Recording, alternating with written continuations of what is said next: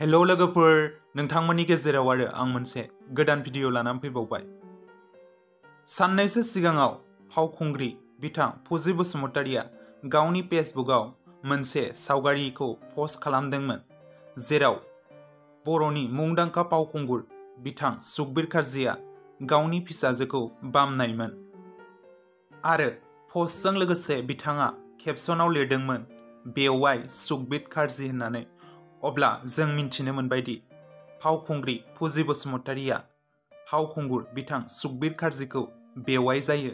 थामहिनबा बिथां सुकबिर कार्जिनि बिसिया फावखुंग्रि फुजि बसुमतारिनि बिनानाव जायो। बेनिखायनो फुजि बसुमतारिया फावखुंगुर सुकबिर कार्जिखौ बेवाइ सोमोन्दो जायो।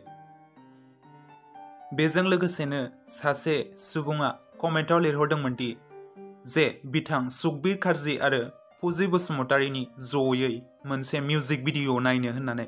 अब्ला बिथां फुजि बसुमतारिया फिननाय होदोंमोन, बेवाइजोंनो भिडिअ गाबावनोसै नामा होननानै। अब्ला नोंथांमोनहाबो बिथां सुकबिर कार्जि आरो फुजि बसुमतारिनि जयै मिउजिक भिडिअ नायनो लुबैयो ना? मानोना बिथांमोननिजों मोनसेबो जयै मिउजिक भिडिअ नुनो मोननाय जायाखै। बिथांमोनहा जयै फाव खालामदोंमोन, नाथाय मिउजिक भिडिअ खालामनाय जायाखै। बिथांमोनहा जयै फाव खालामनाय सावथुनानो जादोंमोन आं बर'। बे सावथुनाव बिथांमोनहा जयै फाव खालामदोंमोनब्लाबो मोनसे मेथाइयावनो जयै फाव खालामनाय नुनो मोनाखैमोन।